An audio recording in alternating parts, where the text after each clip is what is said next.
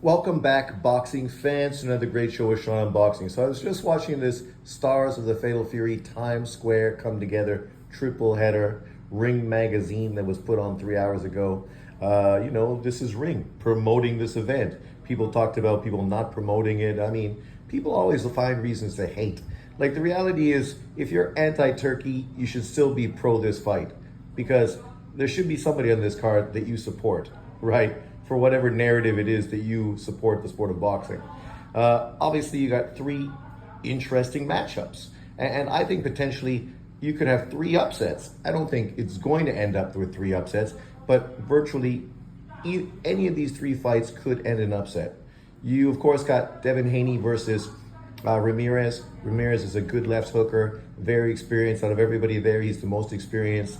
He was a unified champion, solid resume, top-level amateur, Olympian. Obviously, he got beat in his last fight versus Barboza, but that ain't really a terrible thing. Barboza is not exactly Devin Haney, but there's a lot of similarities between the two of them, which potentially can help Ramirez get prepared for a fight with Devin Haney, right? Feeling what he didn't do well enough against Barboza and trying to upscale moving forward. For Devin Haney, this is no easy walk in the park. He just came off of a fight where he was brutalized by Ryan Garcia's left hook for 12 rounds, and then literally put himself into suspension for 1 year. And this is his first fight coming back after that. That's a big fucking ask. I mean, really. And if he goes in there and looks great against Ramirez, you got to tip your hat off to Devin Haney for bouncing back through adversity and coming back against this level of competition and doing it very well, if he's able to do it well. That's the whole interest, of course, in this fight. If you're a Devin Haney fan, you're going to feel confident that he can win, but you still got to be a little concerned with the fact that he hasn't fought for over a year now.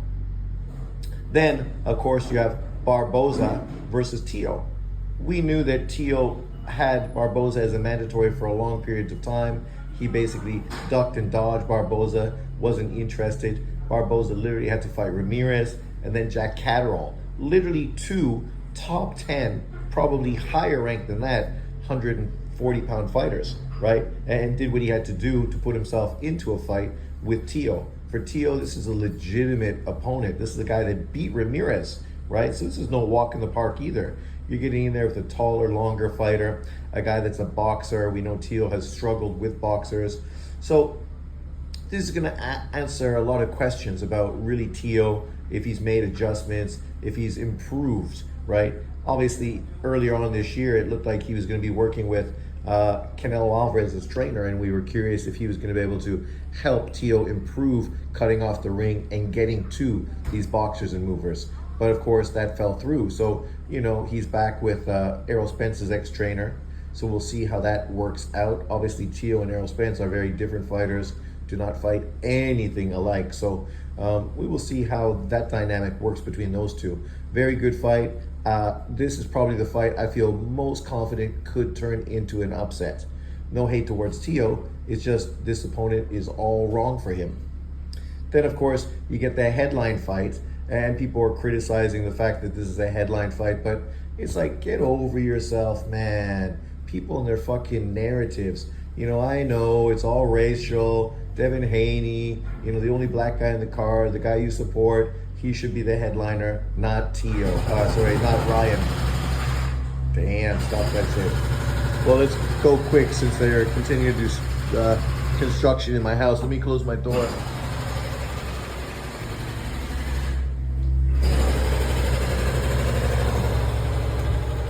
And that house next door, they've been doing this all weekends, didn't do shit for the week. And now, of course, on the weekend, they're back at it. Man. So,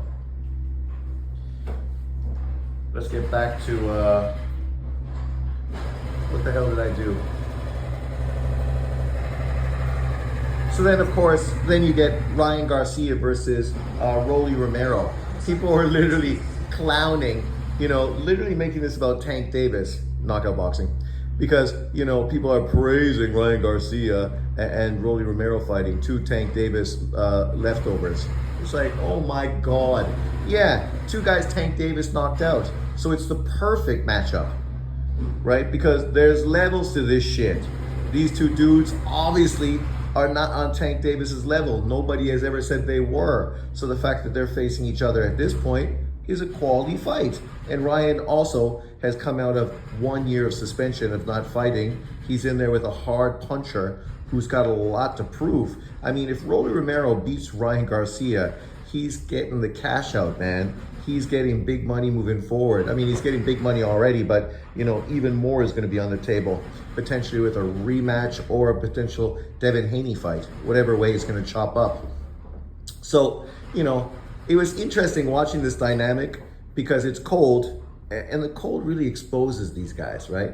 You got Devin, who looks like a fucking miserable fucking kid, fucking with this big giant jacket. He looks way bigger than everybody there, right? If you're going to talk about a guy that is bigger than all these opponents, that's Devin Haney. He's sitting beside Barboza, makes Barboza look small, right? He's bigger than all these dudes, and he's got his big jacket on, and he looks miserable, right? He's doing a shit job selling the fight, and I ain't hating on him because he's black. I'm just telling you exactly what I saw.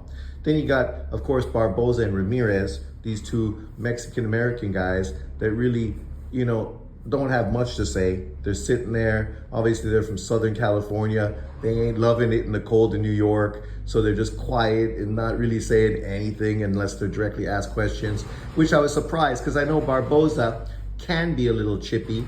And I know he's got like some deep hostility towards Teo. So you'd expect him to really sort of be going at it. So you got these three guys, right? And these dudes are really killing the mood completely. They got no energy. They don't want to be there, right? They're not selling it. They're not upselling it. You know, they're just really, if you took these three dudes off of this and just left the other three, it'd do way better for promoting this event. Then you get Rolly, Ryan, and Teo. Teo's being a clown. He's got no shirt on. Everyone's freezing and Teo's sitting there with no shirt.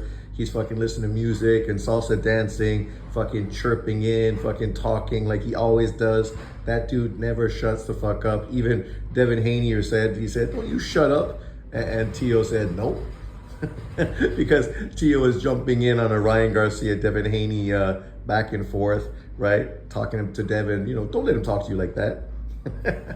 Just trying to stir the shit. But you need him, right? You need somebody bringing the energy, somebody that, you know, is excited about the fight. Rolly was excited. You know, obviously Rolly can be a belligerent jerk, but truthfully, I think he's a bit of a shy dude. So, you know, you got to sort of push his buttons to get that coming out. And the truth is, I don't think he really dislikes Ryan Garcia. I think he's cool with Ryan.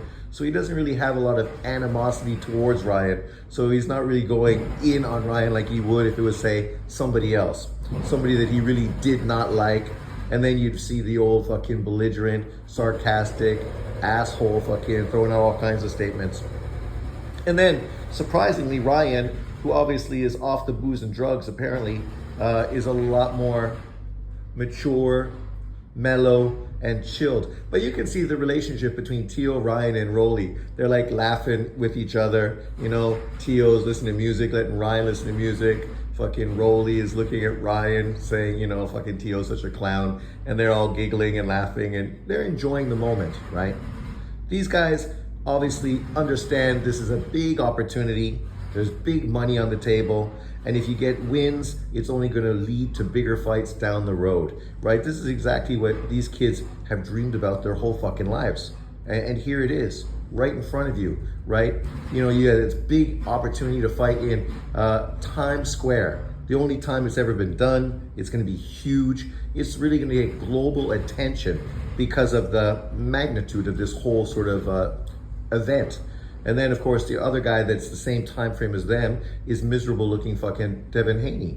The dude's face, man, like, could stop a fucking clock. Like, where's his excitement? You know, whether he's nervous, I don't know what the situation is, not confident, who knows? I'm not going to question one way or the other, but he just doesn't have the personality to really sell events. And really, that's why he's just not a more popular fighter in boxing, right? You can hate on Rolly, you can hate on Ryan, you can hate on Teo, but at least they're bringing the energy, right? And I'm not a fan of any of the three guys. Really, I don't like any of them, right?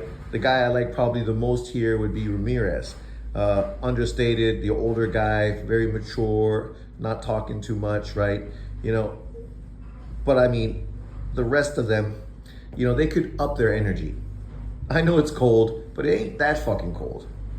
Like, I will show you pictures of these guys just to let you see their demeanor. And, you know, it's just like really night and day. But let me know if you saw this. What did you think?